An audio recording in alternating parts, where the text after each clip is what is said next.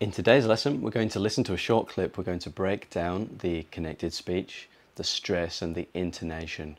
We're going to practice shadowing it. So hopefully you'll be saying this phrase a little bit more smoothly once we've finished this video.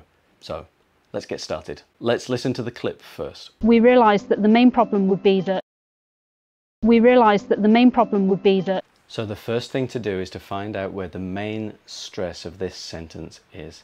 So we need to know the difference between a function word and a content word. Function words are words like we, that, the, be, that. So the content words are realised, main and problem. The main stress of this sentence is actually the word main. So I'll draw a slightly bigger circle on that one. So that's the tonic syllable, the TS. Then the second, slightly weaker stress of the sentence is on realised. So I put a little bit of a smaller circle there. That's the onset. So let's listen to the clip one more time, and this time we're going to listen for the intonation, and I'm going to ask you, is it a falling intonation at the end? Is it rising? Or is it fall rising? So we've got falling, rising, or falling and then rising. We realised that the main problem would be that. Starting with the tonic syllable, it's falling.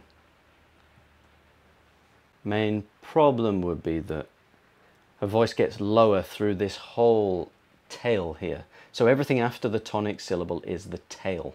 Why would it be a falling intonation, and what does that mean about how she feels and what she's communicating? It means that she's very sure of herself. She's very confident in identifying that she knows what the main problem is. So we've identified the main stresses. We've identified the intonation pattern. Now let's look at some of these function words, and we're going to weaken some of these. So in the word that, you'll see it in the dictionary as that. In this case, it's that with a schwa, and the rather than the. So it's that, the. And in British English, obviously, we quite often use a glottal stop for this t here. So the.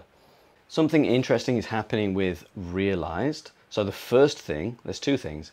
The first thing is this ear. You'll sometimes see this as ear. Sometimes people will say it as ear, and it might be in the dictionary as ear, realised. But in the way that she says it, let's listen again. Realised. She says realised. So she doesn't make it a diphthong, she just lengthens that first part of the vowel. Okay? And this being a past tense verb, it's possible to kind of drop the D, so it would be more like we realised that the, not realised that the, but realised that the. I don't think that she actually fully drops it. I think she just weakens it. So you can kind of write it smaller. Just imagine that you're making it, you're kind of linking this over as smoothly as you can. Make this d quite weak, just to make this nice and smooth. Realised that, and then we move on to this line here, main problem. Something very interesting happens here between the n and the p. The n actually changes to a m. Let's try it with a n. Main problem. Now try saying it, main problem, with a m. Main problem. Personally, I find it much easier to use a m sound. And then would be. So try it that way. Would be. Now try it with a b. Would be. Would be or would be. So this is a very, very common phrase in English. And if you get used to this particular pattern, would be, you'll be able to use that over and over again, and it'll make lots of things that you say much smoother. So you'll find that in could be, should be, you'll see the same pattern of swapping out that d for a b.